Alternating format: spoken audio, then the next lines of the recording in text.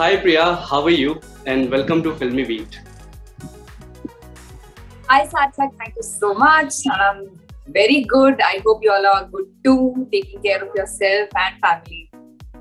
Yes, totally. So I would want to know कि अभी recently है ना मैं आपके interviews के साथ go through कर रहा था and there I just read कि आपने कहा है कि despite doing a powerful role in a City of Dreams, but आपको अभी भी है ना कहीं थोड़ा interesting और जो impactful roles होते हैं वो post City of Dreams offer नहीं हो रहे. So I would just like to know कि कहीं ना कहीं आपको थोड़ा सा कहीं लग रहा है कि ये क्या हो रहा है मेरे साथ. मैं ऐसे कहूँ कि आई am a true believer of right things happen at the right time. तो हर चीज का एक सही वक्त होता है और वो तभी होता है. तो casting depends on so many things यार.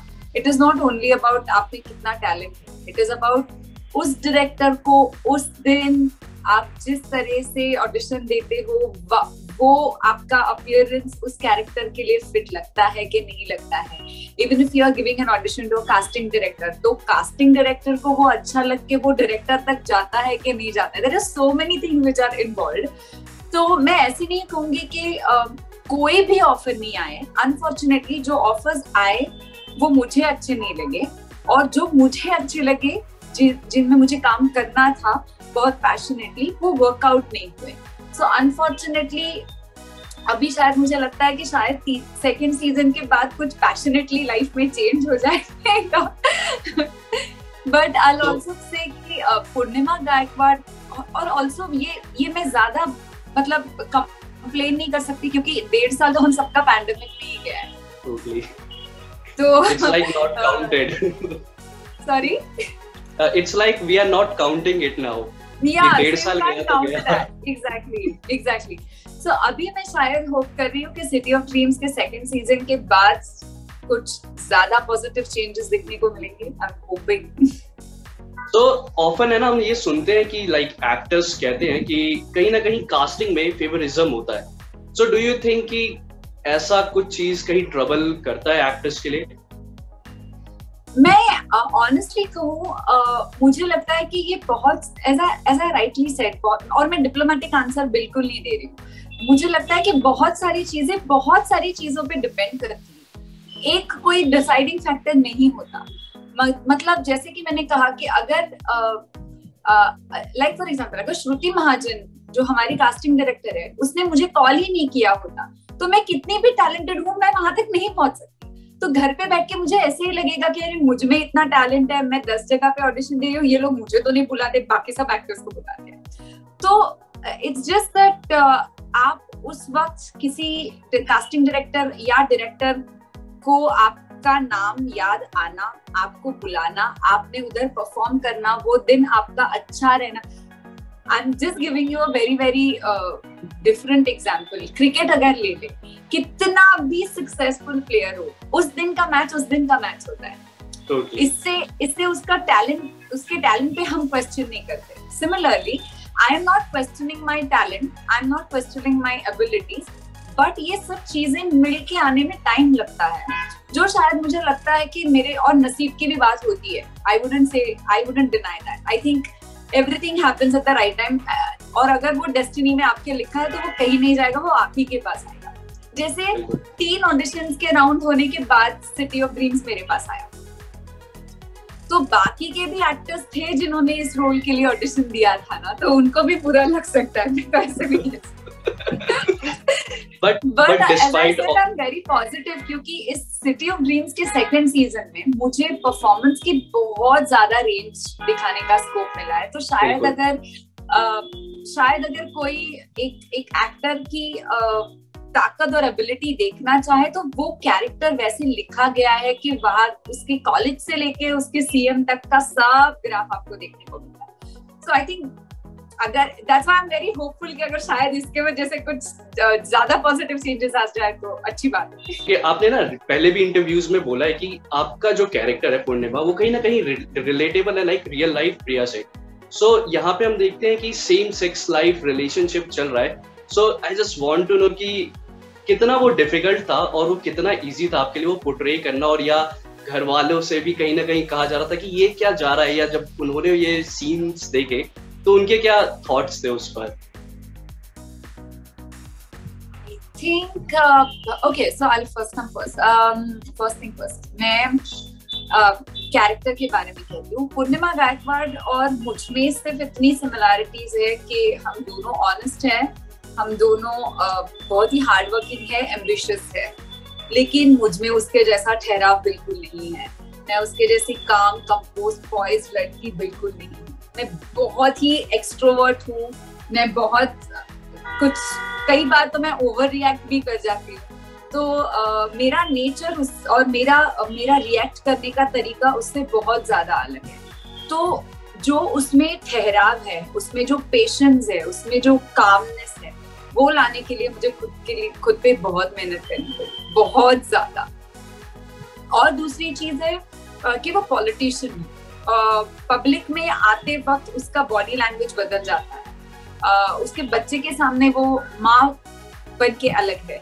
तो मुझे लगता है ये इन सब में उसकी जो बॉडी लैंग्वेज है उस पे भी मुझे बहुत काम करना पड़ा. सबसे ज्यादा अच्छी चीज जिसपे मैंने बहुत ज्यादा कोशिश की काम करने की इज उसका सुर और उसका स्पीच. मतलब मैं डिक्शन की बात नहीं कर रही हूँ, हिंदी के डिक्शन की बात नहीं कर रही हूँ, वो तो I was working on it intentionally. पर उससे ज्यादा उसका बात करने का तरीका और उसके आवाज का base is what we worked on. क्योंकि मैं बिल्कुल ऐसे बात नहीं करती. पूर्णिमा बेस में बात करती, कितनी भी गुस्सा हो जाए और खुश भी है. बोल्डनेस, हाँ, बोल्डनेस देखने को मिलता है हमें. हाँ, और मेरा चालू my pitch is right here. So she's very different than what I am. So I really had to work a lot on myself. Having said that, there were a lot of intense, intimate scenes in the first season than in the second season. But I don't think my family knows what my likes, dislikes are. My family knows why I'm doing this. My family, including my parents, my husband, everybody, सबको पता है मैं क्या कर रही हूँ. और I think they stand by, no matter what. Okay, so often है ना, मैं ये मतलब यूजुअली एक्टर से, सेलिब्रिटी से सवाल पूछता हूँ कि आपको मीम्स देख के, जब आप अपने मीम्स खुद देखती हैं तो आपके रिएक्शन क्या होते हैं? मुझे बहुत हंसी आती है, मुझे बहुत अच्छा लगता है, बड़ा अच्छा लगता है जब मुझे कोई कॉमेडी, मुझ पे कोई कॉमेडी कर देता है. मुझे बहुत अच्छा लगता है. I think there is no you need a lot of talent to create memes. Yeah, you need great sense of humor and great talent to create something like that. So मुझे तो बहुत अच्छा लगता है. So in real life अगर आपको मुंबई का CM बना दिया जाए तो आप वो कौन सी 5 चीजें चेंज करना चाहेंगी और देना चाहेंगी अपार्ट फ्रॉम बिजली और पानी फ्री के?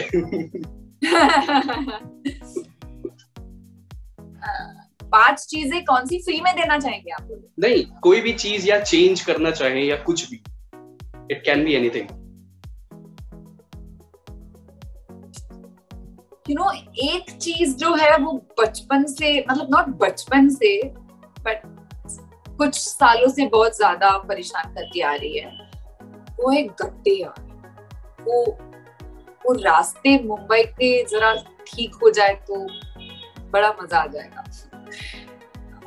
और इसकी वजह से जो ट्रैफिक होता है, और I think that is the first thing, infrastructure जो इस सिटी का है. क्योंकि इतने सारे लोग इस सिटी में आते हैं कुछ बनने के लिए, कुछ करने के लिए. आप सबको रोक नहीं सकते क्योंकि ये जेन्युइनली सिटी ऑफ ड्रीम्स है. मुंबई ऐसी नगरी है जहाँ पे आप आके आपके सपने पूरे होते हैं. हर किसी को यहाँ काम मिलता है, हर कोई पैसे कमाता है, हर किसी का घर चलता है. खुद मतलब हर इकोनॉमिक स्ट्राटा में ये आपकी आशाएं पूरी करता है. तो ऐसे नहीं कह सकते कि आप इस शहर में आओ ही मत.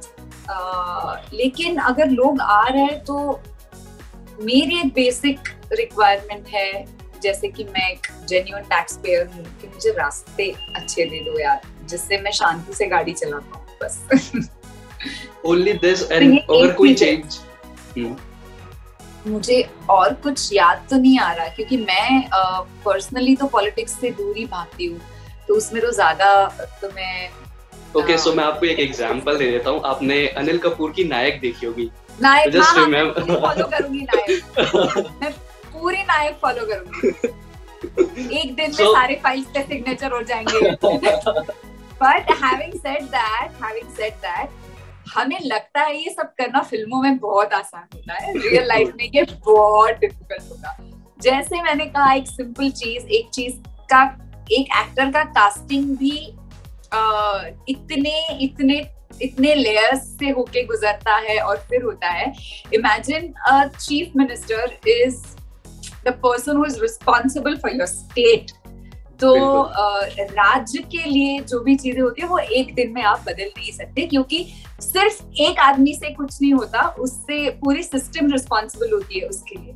तो मैं कितनी भी कोशिश कर लूं, मुझे नायक बनना है नहीं, कोई भी सीएम आके कोशिश करे नायक बनने, उसे 10 साल लगने ही वाले वो चेंज करने के लिए. सो वो कहते हैं ना, मतलब एक चेंज लाने के लिए 1 डेकेड लग जाता, तो वही वाला हिसाब किताब लग रहा मुझे. हाँ, मतलब इंटेंशंस राइट हो तो आप उसकी प्रोसेस की शुरुआत कर सकते हैं, लेकिन बदलाव ऐसे ओवरनाइट, मतलब ऐसे इतने बड़े बदलाव ऐसे ओवरनाइट तो नहीं आ सकते. टोटली. सो मूविंग अहेड, मतलब usually we are seeing you like growing up, like हम आपको ओटीटी पे देख रहे हैं. You have done a lot of things in Marathi when it comes to. So I just want to know कि अगर आपका कल बिग बॉलीवुड डेब्यू होने वाला है, सो आप किस डायरेक्टर और किस को एक्टर के साथ काम करना चाहेंगी और क्यों? बहुत सारे हैं यार, बहुत सारे हैं. मेरे बहुत सारे फेवरेट डायरेक्टर्स भी है, स्टार्टिंग विथ अनुराग बासु, राजकुमार हिरानी, अनुराग कश्यप और इम्तियाज अली, और 4 नाम ले लूं कि 5वां भी दे दूं? तो जितना आपका मन करे. I don't know, I've been watching a lot of work on OTT, but कौन सा लूं यार 5वां नाम? बहुत सारे हैं यार, मैं कंफ्यूज हो गई. चलो 4 पे ही रुक जाती हूँ. संजय लीला भी काउंट कर लेते हैं. हाँ, संजय लीला भंसाली तो है ही, मतलब अगर वो मुझे कास्ट कर ले तो मैं नाचती फिरूंगी.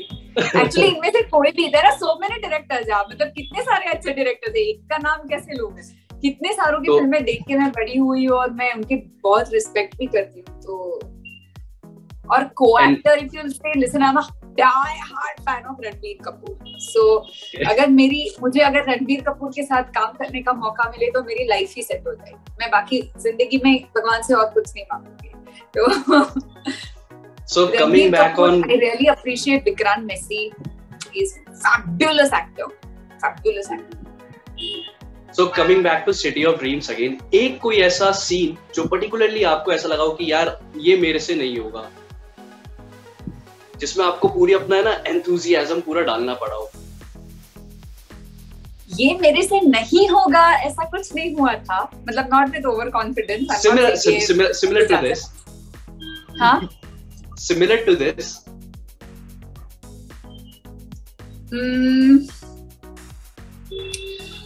I'll tell you, एक सीन जो है,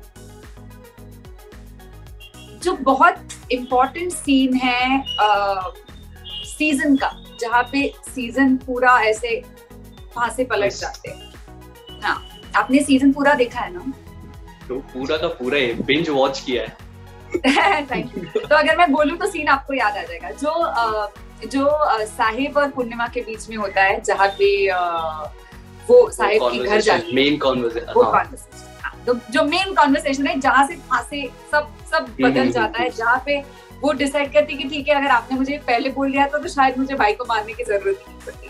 बिल्कुल. वो सीन बहुत इम्पोर्टेंट था, क्योंकि that was the first time in the second season बाप बेटी सामने आ रहे थे एक दूसरे के, और वहां से सारी चीजें बदलने वाली थी. तो वो कन्वर्सेशन जो था वो बहुत इंटेंस था. बिल्कुल. वो बहुत इंट्रोस्पेक्टिव भी था, बाप के लिए भी और बेटी के लिए भी. वो एट द सेम टाइम ये भी था कि आज जाके मुझे पता चला कि मेरा बाप मुझसे डरता है, उसे इनसिक्योरिटी है, उसे लगता है कि मैं उससे ज्यादा बेटर हूँ और इसलिए उसके ईगो की वजह से वो डर रहा है. मतलब ये रीअश्योरेंस भी है कि हाँ, मैं मेरे बाप से बेटर हूँ. बिल्कुल. एक डाउट भी है पर यहाँ पे उसका डर भी है क्योंकि मुझे पता है मेरा बाप क्या कर सकता है। तो it was a very tricky scene to perform. और बीइंग पूर्णिमा गायकवाड़ वो डर दिखा भी नहीं सकती, वो डरती भी है, वो कॉन्फिडेंट भी दिखनी चाहिए। कितना भी हो जाए वो उसके खुद के पिता से बात कर रही है, तो वो बहुत इंटेंस और लेयर्ड और ड्रामेटिक सीन था, तो वो शूट करना बहुत डिफिकल्ट था। But to be really honest, मुझे मतलब मेरे अब दिमाग में ना बैक टू बैक वो सीन सारे आ रहे हैं, मतलब जैसे मैं देख रहा था वो, and I really loved your performance and also Atul Kulkarni, he was so amazing in this series. So moving ahead, that's it. Thank you so much for chatting with us.